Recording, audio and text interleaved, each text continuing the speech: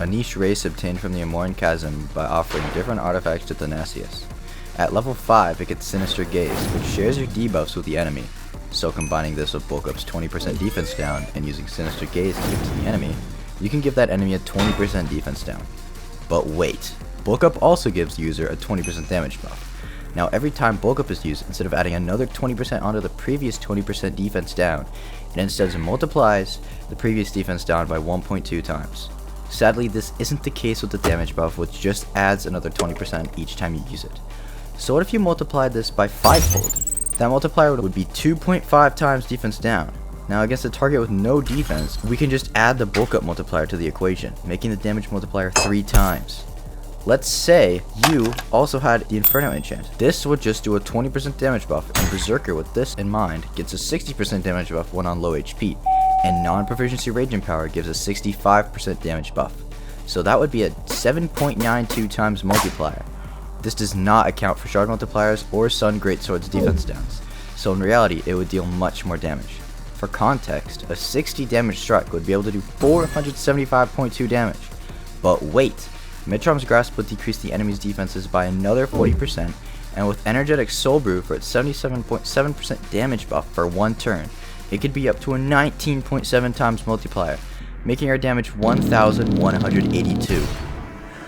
And if we use Amorus Hex for 2 times damage and Vulnerable for an additive 20% damage buff, plus Fractured for 35% damage buff, and Max Absolute Radiance with its 22.5% damage buff, we get a 93.8 times multiplier, making the 60 damage strike deal 5,630 damage without shards, crit, or Sun Greatsword.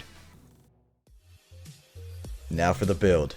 Due to me wanting to make whatever I want deal damage, I decided why not go Rogue. I was thinking about Saint, but I had some people who really didn't think that was a good idea. For this build, I used Blightrock Dagger for a 20% damage buff to weakened or vulnerable enemies, and for my enchant I used Inferno, of course, for the 20% damage buff. Now, gears, I used Coagulated Fingernail for that damage buff, Frosty Topper to buff my teammates during Hand of Conda by using Drifting Snow. Of course I didn't need it, but I'll get to that later.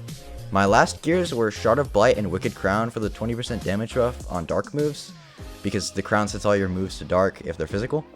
Now, for my artifact, I used Paranoxian Crux. This may sound odd because it's not a tank build, but due to the fact that Paranoxian Crux sets your HP to 10% of what it normally is, and multiplies your normal HP by 1.5 times and converts it to shield HP, which makes percent damage attacks from Hand of Conda deal no damage at all because it's based on your max HP, which if you aren't a tank build should be around 15 to 16, making Hand of Conda deal like 5 damage in scissor form.